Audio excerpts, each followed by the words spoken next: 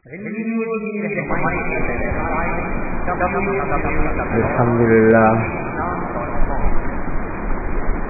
لله نحمده ونستعينه ونستغفره ونؤمن به ونتوكل عليه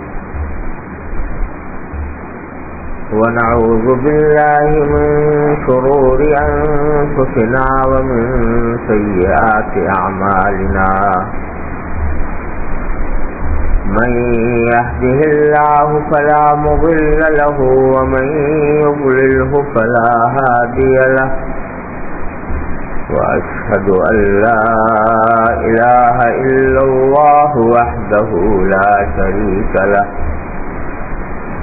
وأشهد أن سيدنا وسندنا ونبينا ومولانا محمدا عبده ورسوله صلى الله تعالى عليه وعلى آله وأصحابه وبارك وسلم تسليما كثيرا أما بعد فأعوذ بالله من الشيطان الرجيم بسم الله الرحمن الرحيم يا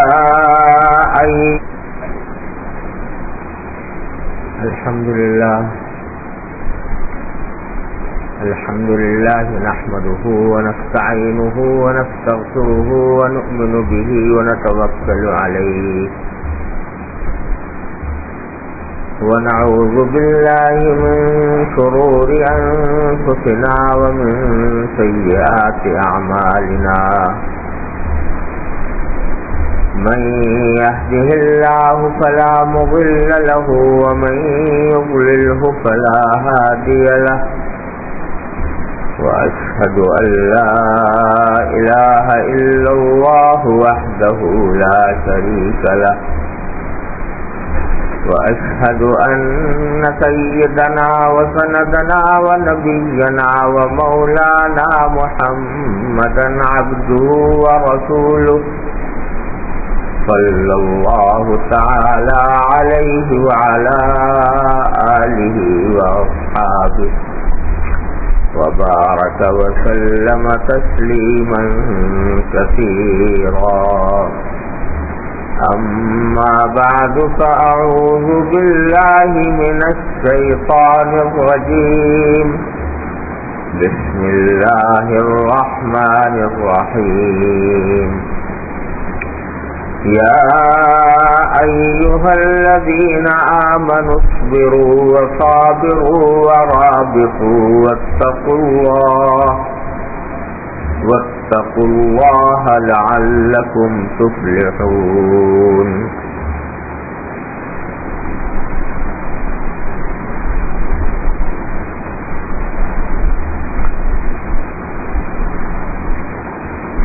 جب عشرہ اخیرہ کے اندر روزانہ کچھ نہ کچھ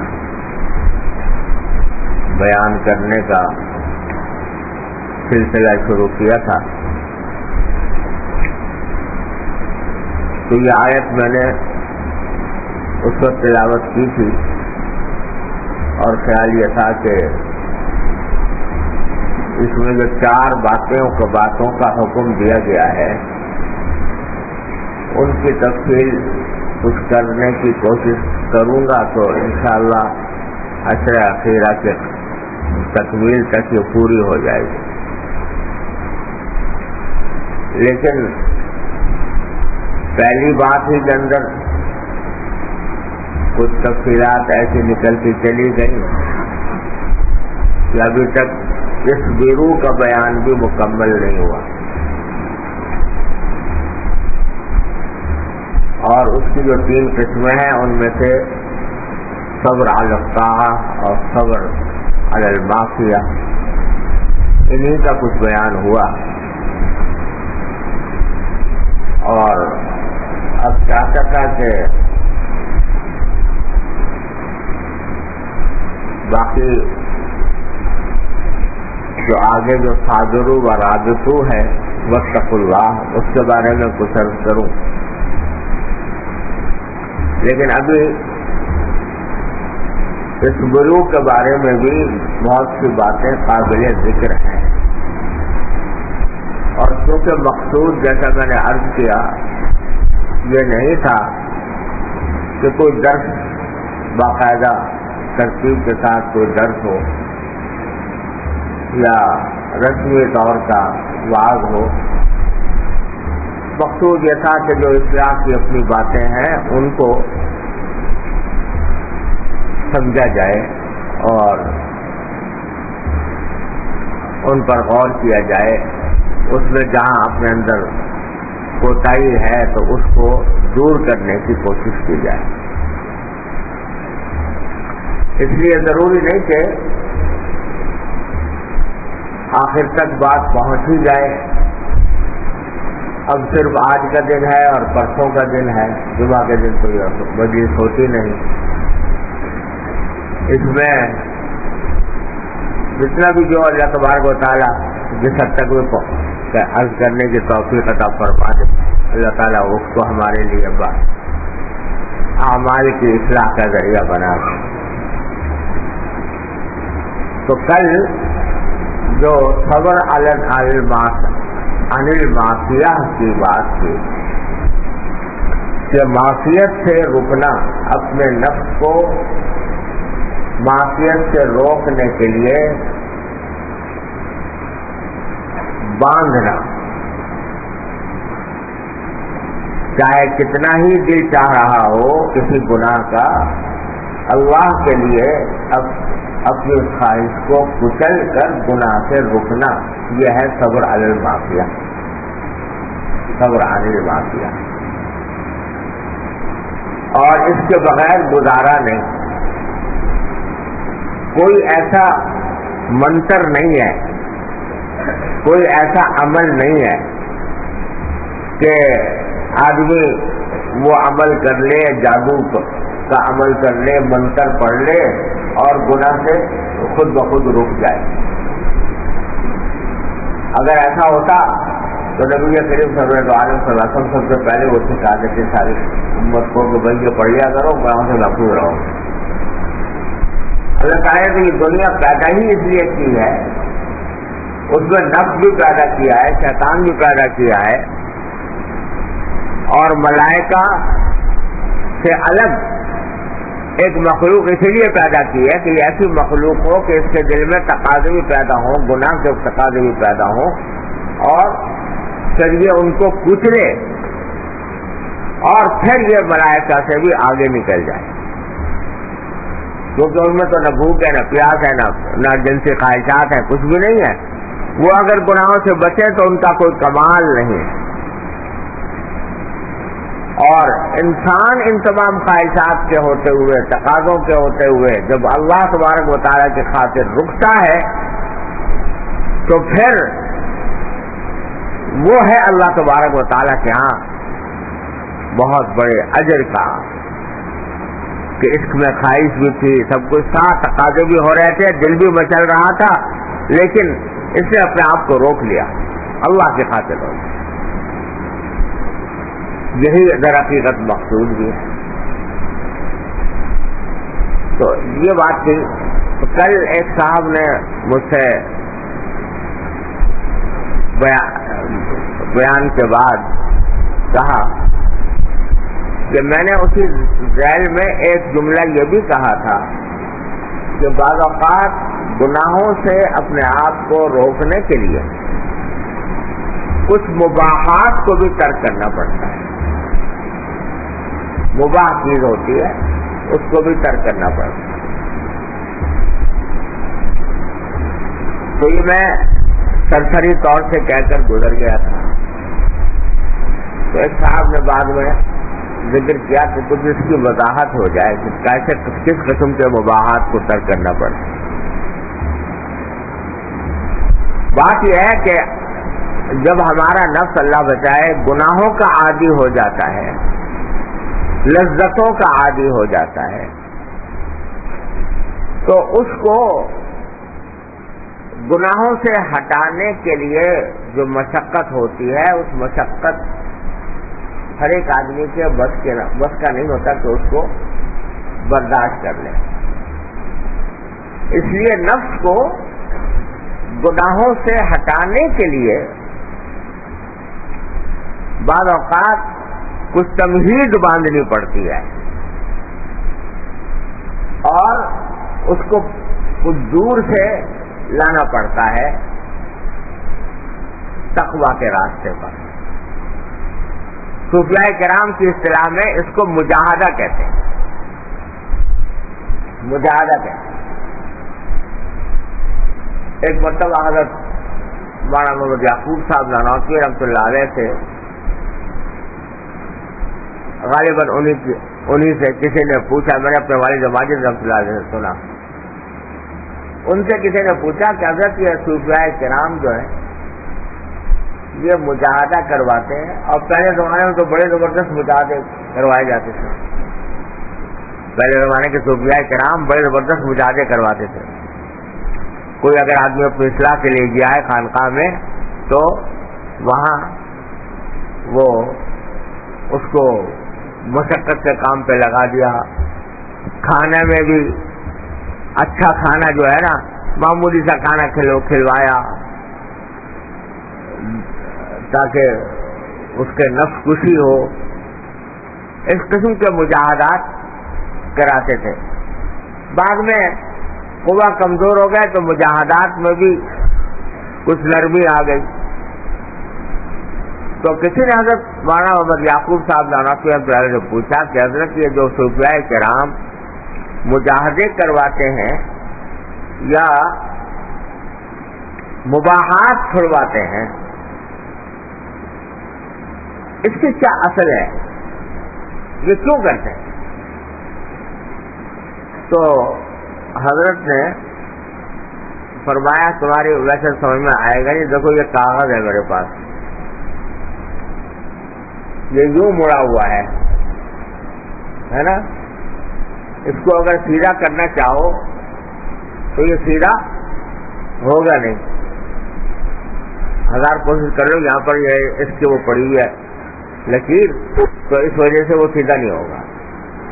اس کو سیدھا کرنا ہے تو اس کا مطلب, اس کا طریقہ یہ ہے کہ اس کو الٹی طرف موڑ دو. الٹی طرف موڑو گے تو پھر یہ سیدھا ہو جائے گا. تو فرمایا کہ ہمارا نفس جو ہے وہ گناہوں کی طرف مڑا ہوا ہے, اس کو اللہ تبارک و تعالیٰ کی اطاعت کی طرف موڑنے کے لیے بعض اوقات الٹا موڑنا پڑتا ہے کہ بعض مباحات بھی ترک کرائے جاتے ہیں. اور وہ اس لیے کرائے جاتے ہیں کہ جب مباحات کو چھوڑے گا تو پھر جو نفس انشاءاللہ اعتدال پر آ جائے گا. یعنی اس کو ذرا تھوڑی سی اور وضاحت سے عرض کر دوں کہ مباحات جو ہے نا, مباحات کے معنی ہے وہ کام جو جائز ہیں, نہ اس کے کرنے میں کوئی ثواب ہے نہ ان کے کرنے میں کوئی گناہ ہے. اس میں جب انسان منہمک ہو جاتا ہے, ضرورت سے زیادہ مباحات اختیار کرتا ہے, تو یہ نفس کو ایک خاص قسم کی لذتوں کا عادی بنا دیتا ہے, اور وہ لذتوں کا عادی بن کر آدمی ان لذتوں کے پیچھے اس طرح پڑ جاتا ہے کہ دن رات اسی کا تخیل آ رہا ہے, اسی کا تصور آ رہا ہے, اسی ادھر بن میں لگا ہوا ہے. اب جتنے مثلا حلال کھانے ہیں, مثال کے طور پر حلال کھانے ہیں, جائز ہیں, سب مباح ہے, لیکن بھائی ٹھیک ہے جب کبھی کھانا گھر میں بناؤ تو اعتدال کے ساتھ اپنا بناؤ کھا لو, لیکن صبح سے فکر پڑی ہوئی ہے کہ دوپہر کو فلاں چیز کھاؤں گا اور رات کو فلاں چیز کھاؤں گا اور فلاں چیز بازار سے منگواؤں گا اور وہ اس میں فلاں لذتیں آئیں گی, اس چکر میں پڑا ہوا ہے, ذہن اس طرف لگا ہوا ہے, لذتوں میں انہمام. اب یہ کوئی اگر فرض کرو کوئی شخص یہ تصور کر رہا ہے کہ بھائی آج افطاری میں فلاں جگہ سے فلاں چیز منگائیں گے اور اس میں یہ لذت آئے گی, اس میں یہ مزہ آئے گا, اور شہری کے لیے فلاں چیز منگائیں گے اس میں یہ مزہ آئے گا, اور تراویح کے بعد فلاں چیزیں جمع کریں گے اور وہ کھائیں گے. اگر کوئی ایسا آدمی یہ تصور کر رہا ہے تو کوئی گناہ ہے؟ حلال ہے، یہ کھانا حلال ہے، وہ بھی حلال ہے، سب حلال چیزیں ہیں، لیکن یہ جو دماغ پر فکر ہے، سوچ ہے جو بس اسی طرف لذتوں کی طرف لگ گئی، تو یہ کوئی اچھی بات نہیں۔ کیوں؟ اس لیے کہ جب نفس ان لذتوں کا عادی بنے گا اور تم نے اس کو اس بات کا خوگر بنا دیا کہ جو تیری تیرا دل چاہے گا وہ کروں گا، آج مٹھائی کو دل چاہ رہا ہے مٹھائی کھلاؤں گا، آج سموسے کو دل چاہ رہا ہے سموسا کھلاؤں گا، آج فلاں چیز کا دل چاہ رہا ہے فلاں کھلاؤں گا، جو تیرا جو مانگے گا وہی کھلاؤں گا ہر حال میں، اور جو تیرے دل میں آئے گا، جو تجھے تیری خواہش ہوگی وہ پوری کروں گا۔ آپ نے اپنے نفس کو اس کا عادی بنا دیا۔ اب جب اس کا عادی بنا دیا تو وہی نفس جو ہے کسی وقت آگے چل کے کسی ایسی چیز پر بھی آمادہ کر دے گا جو شروع میں مکروہ کی طرف مکروہ ہوگی، اور آگے بڑھ کے اللہ بچائے کسی شرعی ناجائز ہوگی۔ جب دل عادی بن گیا لذات کا، لذتوں کا، شہوتوں کا، تو وہ کسی نہ کسی وقت انسان کو اللہ بچائے گناہ کے اندر بھی چھٹا دے گا۔ اس لیے بزرگ یہ کہتے ہیں، اور بزرگ کیا کہتے ہیں، وہ سب سنت سے ثابت ہے ساری باتیں، کہ مباحات اپنی جگہ مباح ہیں، مگر ان میں انہماک یہ اچھی بات نہیں ہے کہ بس وہی دماغ میں بیٹھا ہوا ہے، وہی اسی کے خیالات آ رہے ہیں، اسی کی فکر ہو رہی ہے، یہ اچھی بات نہیں ہے۔ ملا اللہ تعالیٰ کا شکر ہے، اچھی نعمت اللہ عطا فرما دی، اس کا شکر ادا کر کے کھاؤ، انشاءاللہ وہ بھی عبادت ہے، شکر ادا کر کے کھاؤ۔ لیکن تصور کر میں وہی چیزیں جمی رہیں، خیال انہیں کا آتا رہے، اس لذتوں میں انہماک ہو، یہ پسندیدہ نہیں، اس کو چھوڑنا پڑتا ہے، ان کو چھوڑنا پڑتا ہے، اس لیے چھوڑنا پڑتا ہے کہ کسی وقت یہ اللہ بچائے لے جائیں گی ہم کو گناہ کی طرف اور گناہ کے اندر مبتلا کر دیں گی، اس واسطے ان مباحات کو بریک لگانا پڑتا ہے۔ لہذا مثلا اب فقہائے کرام کیا یہ ہوتا ہے، تقلیل کلام، وہ تقلیل طعام، کھانا کم کھاؤ، اگر کھانا پیٹ بھر کر کھا لو تو کوئی گناہ نہیں ہے، لیکن تھوڑا سا اوچھا کر کے کھاؤ کم از کم۔ پرانے زمانے میں تو لمبے چوڑے بھی کام ہوتے تھے کہ بھائی بس پوتے رہے موت کے طور پر کھاؤ جس سے وہ زندگی برقرار رہے۔ ہمارے حضرت والا حضرت خالد پہلے فرماتے ہیں آج کل کے لوگوں میں اس مجاہدے کا تحمل نہیں، لہذا وہ نہیں کرا۔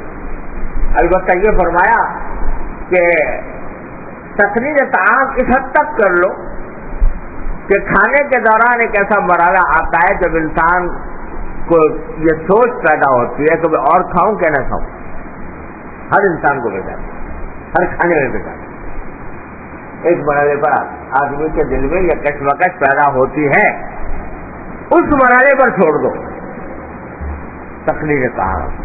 اور اسی میں یہ بات بھی داخل ہے کہ یہ انواع و اقسام کی لذتیں، انواع و اقسام کے اکٹھے جمع کرنے کی فکر ہو گئی اللہ تعالیٰ کے فضل و کرم سے بغیر طلب کے، وہ اللہ کی نعمت ہے، اس پر شکر ادا کر، لیکن فکر کہ یہ بھی جمع کر لوں اور وہ بھی کر لوں اور یہ بھی لذت حاصل کر لوں اور وہ بھی حاصل کر لوں، اور یہ جو فکر ہے یہ اچھی بات نہیں۔ اسی طرح پیسے اگر کوئی آدمی جائز طریقے سے کمائے تو کمائی جو ہے وہ کوئی بری بات نہیں، حلال طریقے سے کمانا سب جائز ہے، تجارت جائز، زراعت جائز، ملازمت جائز، سب کچھ جائز، اور اگر حقوق کی ادائیگی کی نیت سے ہو تو عبادت کا ثواب ہے اس میں۔ لیکن اب دماغ جو ہے بس اسی میں چکر لگا رہا ہے، کس طرح میں اپنی ایک دکان سے دو دکان بناؤں، کیسے 2 سے 3 بناؤں، 3 سے 4 بناؤں، اور اپنی جائیدادیں کس طرح بڑھاؤں، آج 1 ہے تو کل 2 ہو جائے، پھر 4 ہو جائے، پھر 6 ہو جائے، کسی حد پر چلا ہی جا رہا ہے وقت، چاہے حلال طریقے سے بنا رہا ہو، جائز طریقے سے بنا رہا ہو، لیکن اسی میں دل دماغ لگا ہوا ہے، اسی فکر میں مبتلا ہے۔ آج فلاں جائیداد خرید لوں، کل فلاں جائیداد خرید لوں، آج فلاں مل لگا لوں، کل فلاں مل لگا لوں، آج فلاں کارخانہ لگا لوں، کل فلاں کارخانہ لگا لوں، آج یہ دکان کھول لوں، دماغ پر بس یہی فکر مسلط ہے۔ تو یہ جب فکر مسلط ہوتی ہے تو پھر جب آدمی اس طرف چل پڑتا ہے نا، تو مباحات کی خاصیت یہ ہے کہ جب اس میں انہماک ہوتا ہے تو پھر انسان کو بعض اوقات غلط کام پر، صریح ناجائز کام میں بھی مبتلا کر دیتے ہیں۔ اسے انہماک نہ کرو، تجارت کرو لیکن تجارت میں انہماک نہ ہو۔ رجال اللہ تلہیہم تجارت ولا بیع عن ذکر اللہ، وہ غافل نہ کرے، غفلت میں مبتلا نہ کرے وہ تجارت۔ اسی طرح گفتگو ہے، اگر ہم بیٹھ کے بات چیت کرتے ہیں، کوئی گناہ کا کام نہیں، نہ جھوٹ بول رہے ہیں، نہ غیبت کر رہے ہیں، نہ کسی کی دل آزاری کر رہے ہیں، لیکن باتیں کر رہے ہیں، گپ شپ لمبی چوڑی، تو یہ فی نفسی بظاہر اس میں کوئی حرام عنصر شامل نہیں، لیکن اس میں انہماک کہ گھنٹے گزر گئے، مجلس جمی ہو جائے اور باتیں ہو رہی ہیں،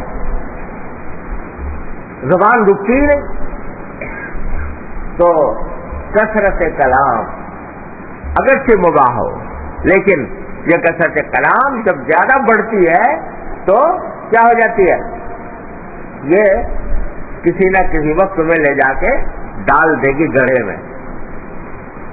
جب زبان مسلسل چل رہی ہے کینچی کی طرح، رکتی نہیں، تو یہ پھسل بھی جائے گی، کبھی جھوٹ نکل جائے گا، اس سے کبھی غیبت نکل جائے گی، کبھی بہتان نکل جائے گا۔ لہذا قلت کلام کا بات کم کرو، اگرچہ بات کرنا مباح ہے مگر اس کا اندر مبالغہ، اس کے اندر زیادہ اس کی فکر میں رہنا اور اس میں انہماک، یہ ہے مباح جو چھوڑنے کا ہے، چھوڑنے کی چیز ہے۔ تو بھائی یہ مطلب تھا میرا کہ بعض اوقات گناہوں کو کرنے کے لیے، گناہوں سے اپنے آپ کو بچانے کے لیے، صبر عن المعصیہ کرنے کے لیے مباحات کو بھی ترک کرنا پڑتا ہے، لیکن ہر جگہ بات آخر یہاں اٹکتی ہے کہ کس چیز کو کہا جائے کہ یہ انہماک ہے، اور کس مرحلے پر مباحات کو چھوڑا جائے، کس مرحلے پر اختیار کرنے کی یہ جو فیصلہ ہے نا، یہ ہر ایک آدمی کے بس کا نہیں ہوتا، لہذا کسی رہبر کی ضرورت ہوتی ہے، کسی رہنما کی ضرورت ہوتی ہے، وہ متعین کرتا ہے کہ بھائی اس حد تک چلو ٹھیک ہے، اس سے آگے مت بڑھنا، اس سے آگے بڑھو گے تو آگے خطرہ ہے۔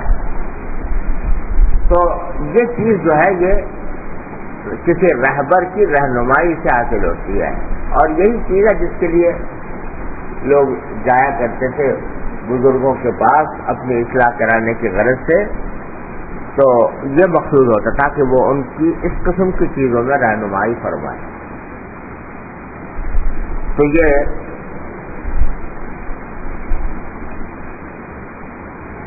ایک بات یہ ہو گئی۔ دوسری بات جو ہے وہ کچھ سوال ایک صاحب نے لکھ کے دیے ہیں، ان میں سے بعض اہم ہیں اور ان کی وضاحت بھی مناسب ہے. اللہ تعالیٰ اپنے رضا کے مطابق وضاحت کی توفیق عطا فرمائے. ایک تو کسی نے پوچھا ہے تو فضول کا سوال ہے کہ حق پر رہتے ہوئے بھی اپنا حق چھوڑ دینے کی جو فضیلت بیان کی ہے. میں نے عرض کیا تھا نا کہ بھائی حضرت گنگوئی رحمۃ اللہ علیہ کا واقعہ سنایا تھا اور نبی کریم سرور عالم صلی اللہ علیہ وسلم کے ارشاد عرض کیا تھا کہ جو شخص حق پر ہوتے ہوئے جھگڑا ختم کرنے کی خاطر اپنا حق چھوڑ دے اس کے لیے نبی کریم صلی اللہ علیہ وسلم نے فرمایا کہ میں اس کو جنت کے بیچوں بیچ گھر دلوانے کا ذمہ دار ہوں. تو کسی نے پوچھا ہے کہ ایک طرف تو یہ ہے کہ وہ حق چھوڑنے کی فضیلت ہے اور دوسری طرف یہ ہے کہ حق پر ڈٹے رہنا اس کی فضیلت میں حق کی جاتی ہے. تو یہ کچھ غلط فہمی سے سوال پیدا ہوا. جو حق جس حق چھوڑنے کی فضیلت ہے وہ اپنا ذاتی حق ہے. میرا حق تھا کہ میرے پیسے کسی کے ذمہ آتے تھے مثلا، یا میرا حق تھا کہ میں اس سے مطالبہ کرتا کوئی، میں اپنے ذات سے متعلق کوئی حق چھوڑ دیتا ہوں جھگڑا ختم کرنے کی خاطر، اس کی وسیلت ہے. اور ایک حق وہ ہے جو باطل کے دل ہے، یعنی ایک صحیح حق برحق بات ہے، حق بات ہے جو دین کا تقاضا ہے، یعنی دین کا فلاں حکم ہے. مثال کے طور پر میں اس حکم کو کی تبلیغ کرتا ہوں، کی دعوت دیتا ہوں. اب جھگڑا ختم کرنے کی خاطر اس حق کو چھوڑ دوں، یہ نہیں ہوگا.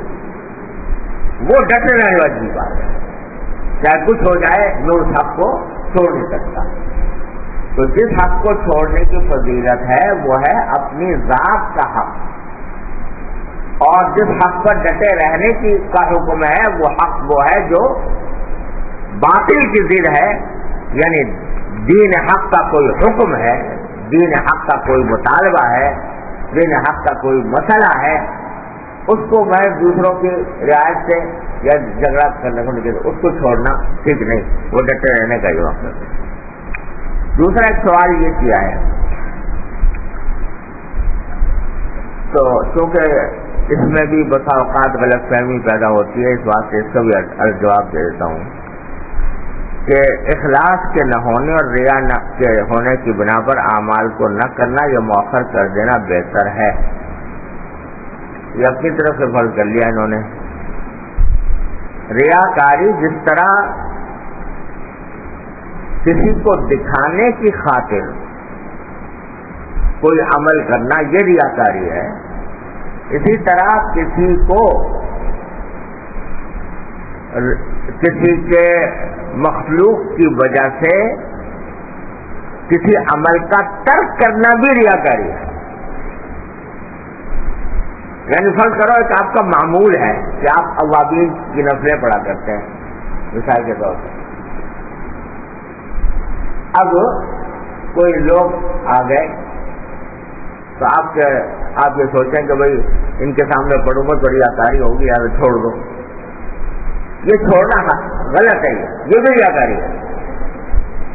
جو معمول ہے اس کو پورا کرنا چاہیے، اور اس کو اسی لیے کہتے ہیں حضرات صوفیاء کرام کہ عمل للخلق بھی ریا ہے اور ترک عمل للخلق بھی ریا ہے. مخلوق کے لیے نہ کام کرو نہ مخلوق کی وجہ سے چھوڑو، بلکہ مخلوق کا خیال ہی کیوں آئے.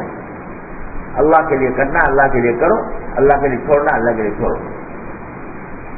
تو اس بات سے یہ سمجھنا کہ بھائی فلاں کام کریں گے تو ریا ہو جائے گی لہٰذا چھوڑ دو، کچھ بھی نہیں.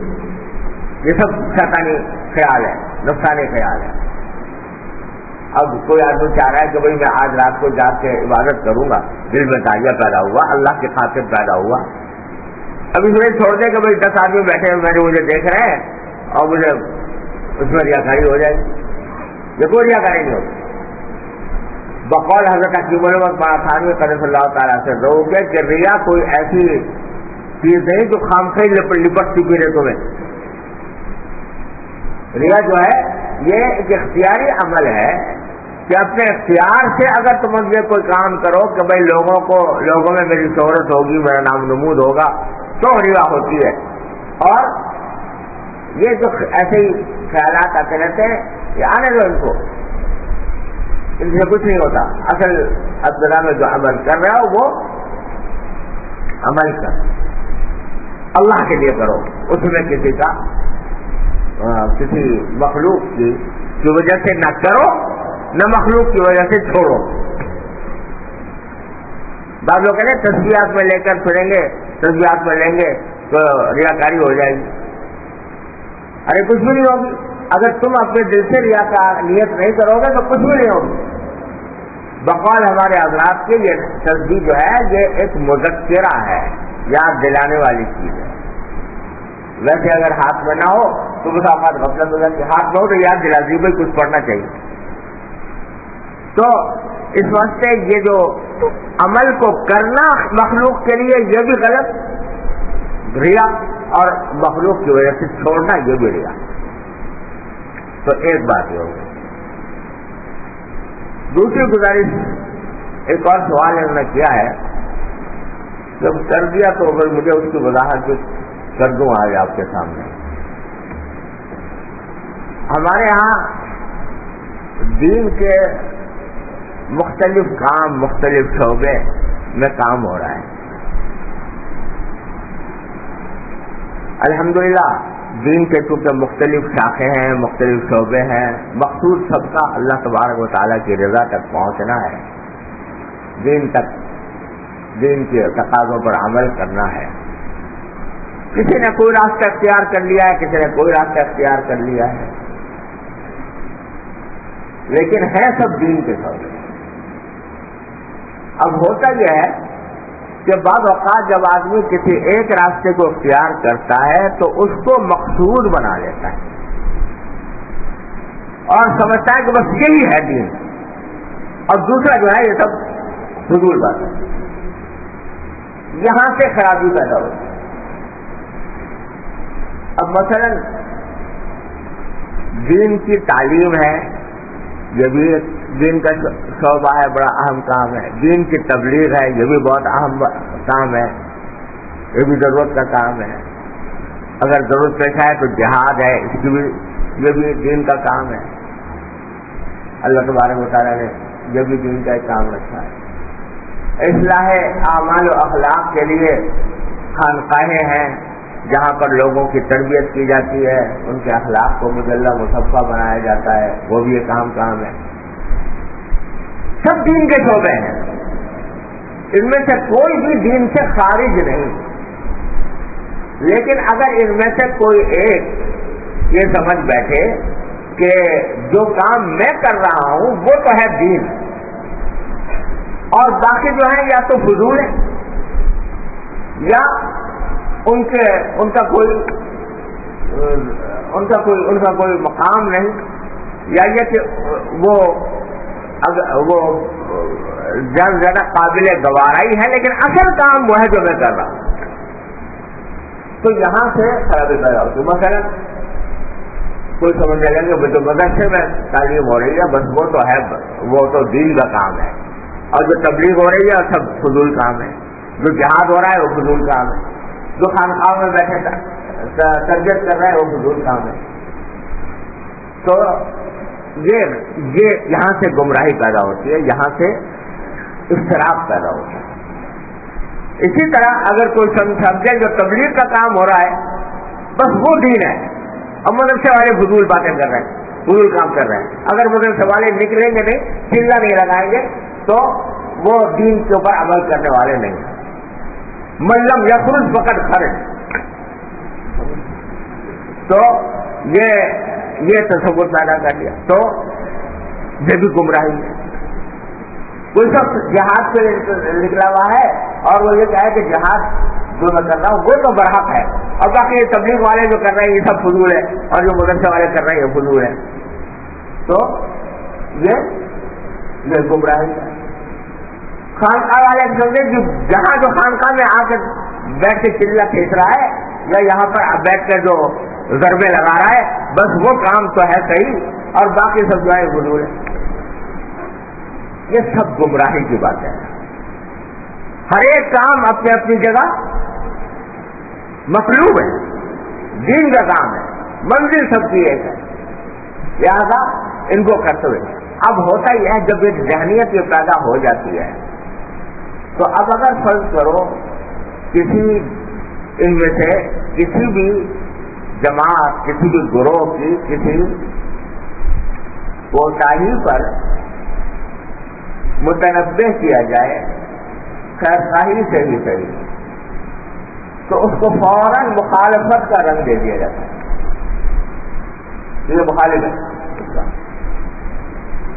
میں نے پچھلے دنوں 2 دن شاید 2 دن ایسا ہوا کہ میں نے تبلیغ جماعت کے بارے میں 2 باتیں عرض کی، اور یہ اس لیے عرض کی کہ جب میں نے کہا کہ طاعت کے اوپر صبر کرنا یہ ضروری ہے، تو بعض اوقات یہ دیکھنا پڑتا ہے کہ کس وقت کون سی طاعت کا کیا تقاضا ہے، اس وقت کون سی طاعت کا تقاضا ہے اس کو دیکھنا پڑتا ہے، سمجھے نا. اور اس کو دیکھتے بغیر یک رخا کسی ایک طرف چل پڑنا یہ دین کا تقاضا نہیں ہے، یہ ہوائے نفس ہے، یہ خواہشات نفس کی اتباع ہے. میں نے کہا کہ شوق پورا کرنے کا نام دین نہیں، اتباع کرنے کا نام دین ہے. اس وقت ہم سے کیا مطالبہ ہے؟ بہت ساری مثالیں دی تھی. ایسا لگتا ہے کہ کسی صاحب کو یہ بات بری لگتی سمجھا، اور انہوں نے اس کو اس پر معمول کیا کہ یہ تبلیغ جماعت کی مخالفت ہو رہی ہے. چنانچہ بحث کے سے انداز میں ایک سوال میرے پاس بھیجا. اسی سے مجھے افسوس ہوتا ہے. اب جو ہے اس جواب میں تبلیغ جماعت کے فضائل اور اس کے کام کے اچھے نتائج ان کا ذکر فرمایا کہ اگر یہ نہیں ہوگا یہ ہوگا تو یہ کیسے ہوں گے. تو میں نے کب کہا کہ بھائی یہ کوئی اچھا کام نہیں ہو رہا، یہ کرنا نہیں چاہیے.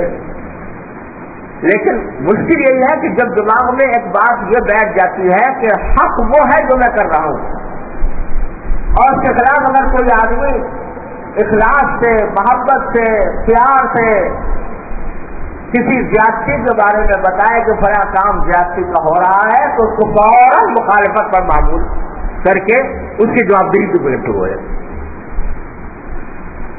بتلانا مجھے یہ تھا کہ بعض افراد میں جو نئے داخل ہوتے ہیں، نیا جوش و خروش ہوتا ہے، ان کے اندر ایسے افکار پیدا ہو جاتے ہیں جو غلو پر مشتمل ہے، جو دین کا تقاضا نہیں ہے. یہ بڑوں کی عموماً تعلیم نہیں ہوتی، جو جماعت کی جو بنیادی پالیسی ہے وہ یہ نہیں ہوتی. لیکن عام لوگ جب گھس جاتے ہیں اس میں، اور یہ مشہور ہے بات کا نام ہے اما مفلس اور مفرد، یا تو آ جاتے ہی نہیں تھے کبھی دن کی طرف دھیان ہی نہیں آتا تھا، آج آ گیا تو اب جو میں کر رہا ہوں وہ برحق، جو دوسرا کر رہا ہے وہ غلط. اور اگر اس کے اوپر کوئی اگر بات کہی بھی جائے، میں اب مثال دے دیتا ہوں آپ کو. میرے سامنے مثال پرسوں کی یعنی اسی زمانے کی موجود ہے. ایک شخص ہے، اس کو تبلیغ جماعت کے اندر الحمدللہ اس کو توفیق ہوئی، وقت لگایا اس نے اور اس سے اصلاح بھی ہوئی اس کی، مگر اب آگے اس درجہ پہنچ گیا کہ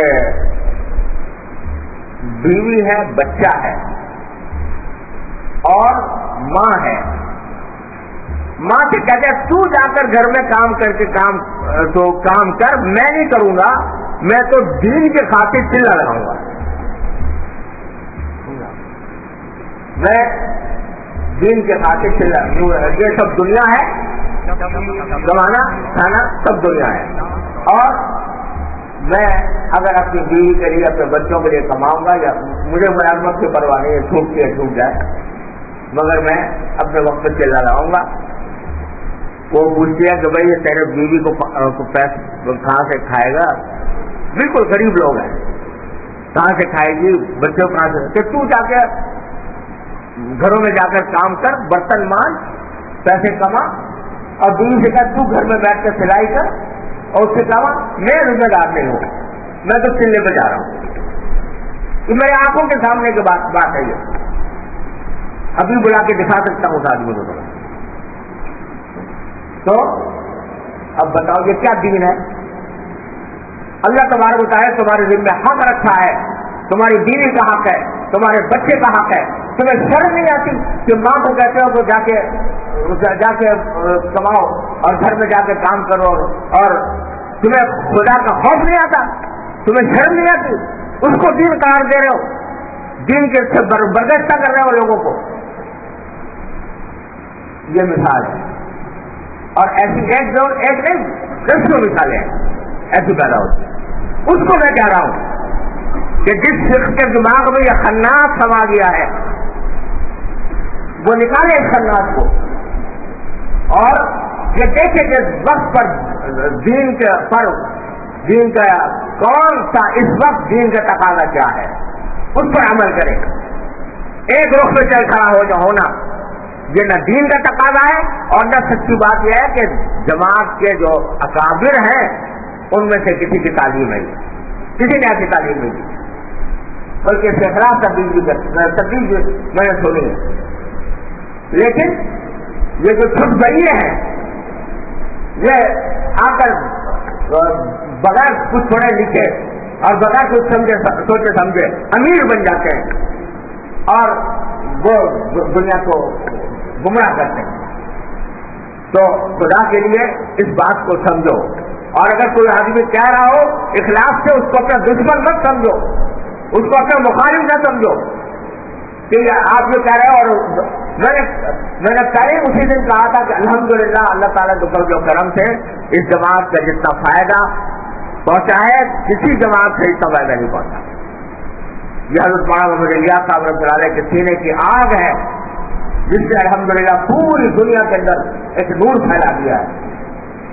لیکن کیا اس کا مطلب یہ ہے کہ جماعت کے تمام افراد معصوم عن الخطا ہیں اور ان سے کوئی غلطی فرض نہیں ہو سکتی، ان کے اوپر کوئی ان کی کسی غلطی کی خطا کی نشاندہی نہیں کی جا سکتی، اور اگر کوئی کرے تو مخالف ہے تبلیغ کا؟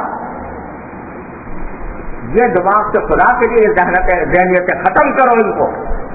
یہ کسی دن تمہیں فرقہ بنا دیں گی، یہ کسی دن تمہیں امت مسلمہ سے کاٹ کر رکھ دیں گی۔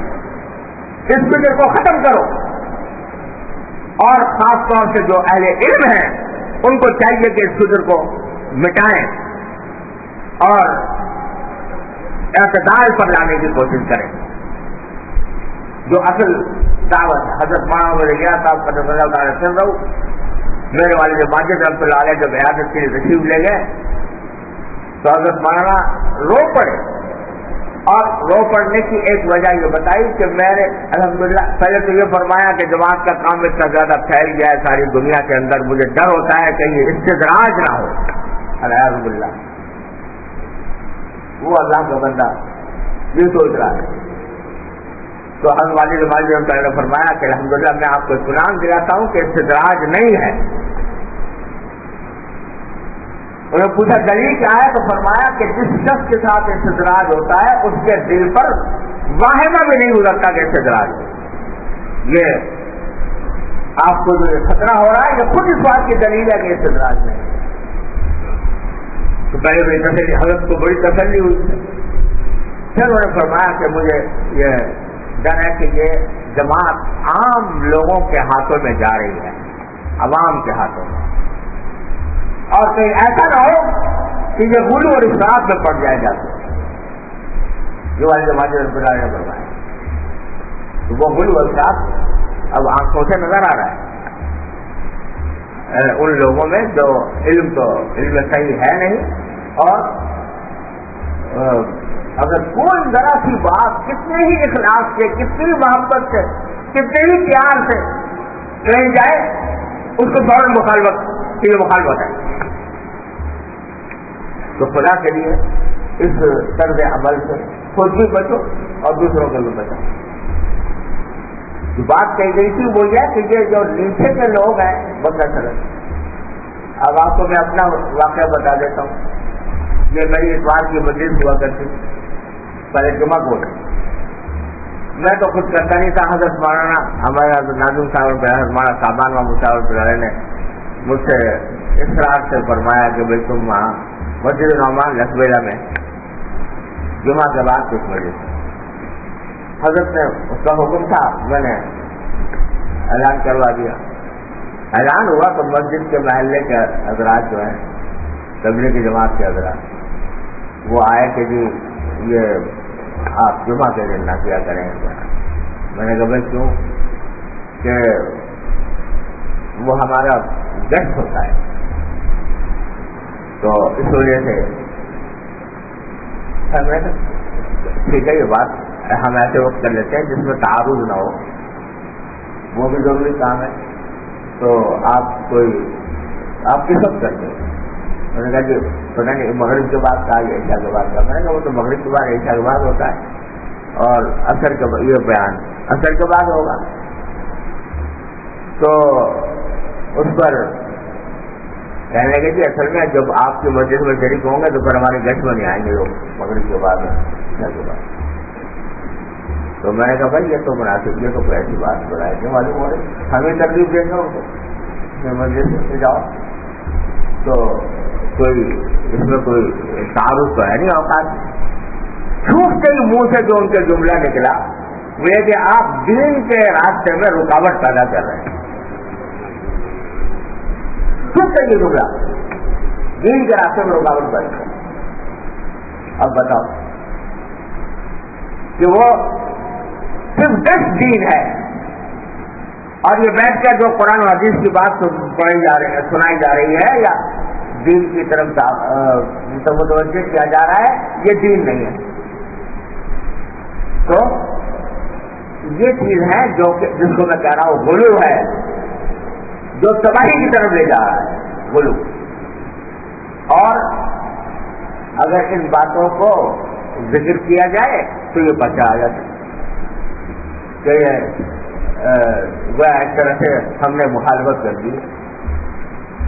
خدا کے لیے اس ذہنیت کو ختم کرو, یہ آگ لگا دے گی کام کو, یہ کام کے اندر نقصان پیدا کرے گی, اس سے دین کا کوئی فائدہ نہیں ہوگا. تو یہ بھی صبر کا حصہ ہے بھائی. شوق ہو گیا ایک خاص کام کا, بس وہ کام کروں گا تو ٹھیک ہے, اور جو کام ہے وہ ان کی کوئی حقیقت نہیں ہے, ان کی کوئی حیثیت ہی نہیں. یہ ہے وہ اللہ تعالیٰ محفوظ رکھے اس غرور سے, اس افراد سے, افراد اور تفریح ہر چیز سے محفوظ رکھے. پھر کہتا ہوں کہ الحمدللہ جماعت کا کام بحث مجموعی بہت قابل. ہم لوگوں کو کہتے ہیں کہ اس میں شریک ہوں, اس میں جتنا زیادہ سے زیادہ وقت لگا سکیں لگائیں, اس سے فائدہ پہنچے گا, ان کو بھی فائدہ پہنچے گا, امت کو بھی فائدہ پہنچے گا. لیکن اس قسم کی حماقتوں سے اپنے آپ کو الگ رکھیں. تو یہ بیچ میں بات آ گئی اس پرچے کی وجہ سے. باقی خلاصہ یہ تھا کہ بھائی اللہ تعالیٰ نے جو حکم کیا سارے دین کا خلاصہ اس صبر کے اندر ہے. اپنے نفس کی مخالفت کر کے اللہ تبارک و تعالیٰ کے رضا کی خاطر آدمی کام کرے, جہاں عبادت کرنی ہو وہاں عبادت کرے, جہاں معصیت سے رکنا ہو وہاں معصیت سے رکے, اور نفس کے پیچھے نہ چلے, نفسانی خواہشات کے پیچھے نہ چلے. اس کے لیے بعض اوقات مباحات کے اندر بھی تو تقریر کرنی پڑتی ہے، اور اس کے لیے ضرورت ہوتی ہے کسی اللہ والے کی رہنمائی، اس سے رہنمائی حاصل کر کے آدمی انہماک فی المباحات سے بھی بچے۔ اللہ تبارک و تعالیٰ اپنے فضل و کرم سے رحمت سے اس سے ہم سب کو توفیق عطا فرمائے۔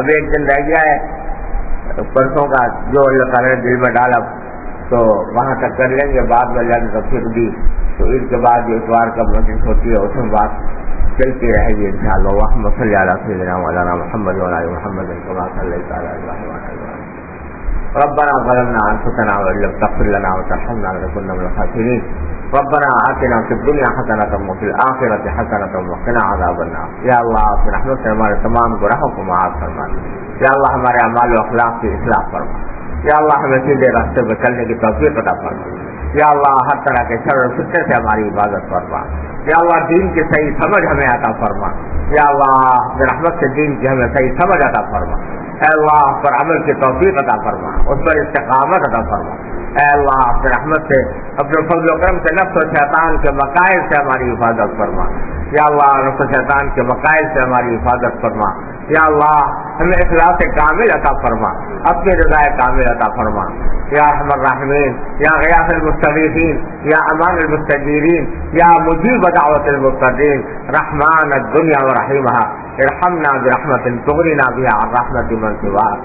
یا اللہ ہر طرح کے شر و فتنے سے ہماری حفاظت فرما، معصیتوں سے حفاظت فرما، یا اللہ معصیتوں سے، گناہوں سے، منکرات سے ہماری، ہمارے گھر والوں، متعلقین، احباب سب کی حفاظت فرما، یا اللہ ہمیں فکر سلیم عطا فرما، عقل سلیم عطا فرما، عمل مستقیم عطا فرما، اے اللہ اپنے رضا کامل کے مطابق زندگی عطا فرما، یا اللہ یہ رمضان کے تو باقی بعد چند ساعات ہیں، یا اللہ اپنی رحمت سے ان کو اپنے فضل و کرم سے اپنے رضا کے مطابق گزارنے کی توفیق عطا فرما، ان کو اپنے لیے ذخیرہ بنانے کی توفیق عطا فرما، وصلی اللہ تعالی علی خیر خلق سیدنا مولانا محمد وعلی وصحبہ اجمعین، آمین برحمتک۔ قرآن سنت کی روشنی میں صحیح رہنمائی کرنا ہے۔ توحید رسالت کے حملوں کا معتدل جواب اور دنیا بھر کے لوگوں کو نبی کریم صلی اللہ علیہ وسلم کے اوصاف و کمالات اور تعلیمات سے آگاہی پروگرام میں شامل ہے۔ اسلام کے خلاف پھیلائی گئی غلطفہمیوں کو دور کرنا اور مسلمانوں کے ایمانی جذبات کو بیدار رکھنا بھی اس کوشش کا حصہ ہے۔ میرے صدر جامعہ دارالعلوم کراچی مولانا مفتی محمد رفیع عثمانی صاحب مرکزی مفتی اعظم پاکستان اور شیخ الاسلام سپریم کورٹ آف پاکستان مولانا مفتی محمد تقی عثمانی صاحب مرکزی اور مفتی جامعہ دارالعلوم کراچی حضرت مولانا مفتی عبدالغفور سکھر صاحب مرکزی کی ہفتہ اسلامی مدارس تعلیمات بیان اور دیگر علماء پاکستان کی تقاریر اب انٹرنیٹ پر اس ویب سائٹ پر سنی جا سکتی ہے۔ اسی طرح آپ کے مسائل اور یعنی آن لائن دارالفتا اور مدارس دینیہ کے سالانہ نتائج سے گھر بیٹھے پاکستان میں استفادہ حاصل کیا جا سکتا ہے۔